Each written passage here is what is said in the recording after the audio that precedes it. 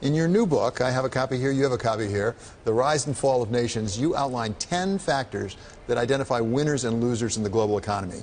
One of those winners, in your opinion, is India, despite its shortcomings. One of the potential losers is China. So let's go through those. Why is it that you think India may have a bright future? Right. I think, my line about India has been that it has consistently disappointed the optimists and the pessimists. That's the history of India, right? And I think that the good thing is that the expectations about India have been reset now. So the hype about India, which was there, has really been deflated a lot. Even Modi coming to power, there was a lot of hype about that. Now there's a lot of realism. So one of the rules I have out there is that is the hype watch, that for countries that are too hyped up, be a bit cautious. And for the countries which people are ignoring, those are the countries where you're likely to sort of be rewarded going forward in the next 5 years or so. So that's one of the rules that I speak about on India.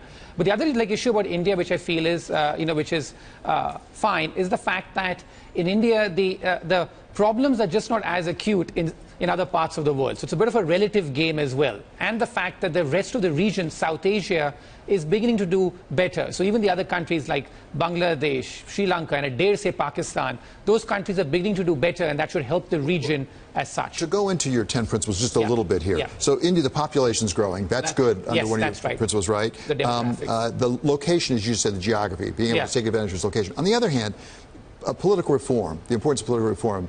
Prime Minister Modi came in, wanted to reform, hasn't worked out yet the way he expects to. And also government regulation. There's a lot of government regulation in India. Yeah, there's a lot of state meddling which happens in India. And, so the entire chapter on perils of state, in fact, is very focused on that. But I feel that it is somewhat reducing. So this is all about change. Like all these 10 rules focus on change. If you look at the absolute snapshot, it'd be very difficult to. And in today's environment, you have to remember one thing more, which is that there's no country in the world which will score well on all the 10 rules. Right. There's not one country today which will score well on all the rules. Well, when you say it's improving, you should tell that to Apple and Tim Cook right now, right, who can't get their stores into India because of government regulation, because they have to have local ownership. There are lots of problems in India. But the thing about India is that the base is so low.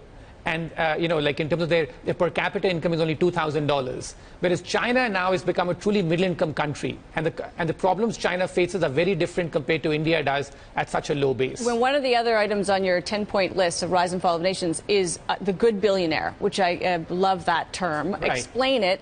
China actually does better on the billionaire front than India, maybe not by much. But what's good about billionaires? Yeah, I have an entire chapter there focused on income inequality. I think this has really become the hot issue across the world. And my entire point there is, when does income inequality become such an issue that it begins to affect the economic reforms in a country, where the population has a backlash against wealth creation because they think all the wealth being created is sort of only benefiting a few people or a few bad billionaires. So the entire chapter about good billionaires, bad billionaires really sort of looks at the list of billionaires in a country and tries to assess what does that tell you about a country.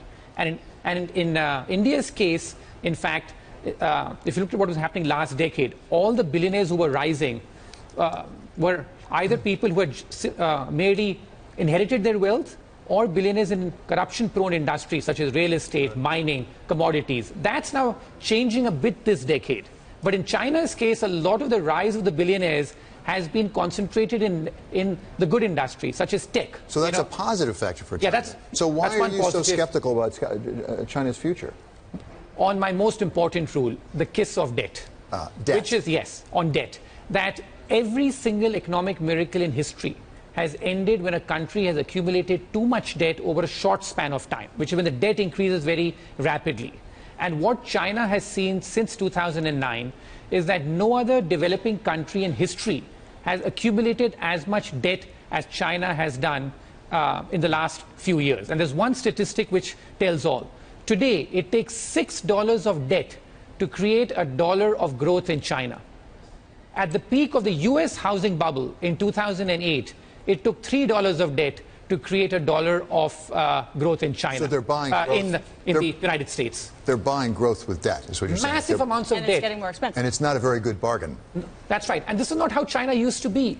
Like until 2008, China's debt ratios were relatively stable. This is a change in China's story in the last few years. And that's why I've gone from being really bullish about China last decade to now being much less optimistic about it.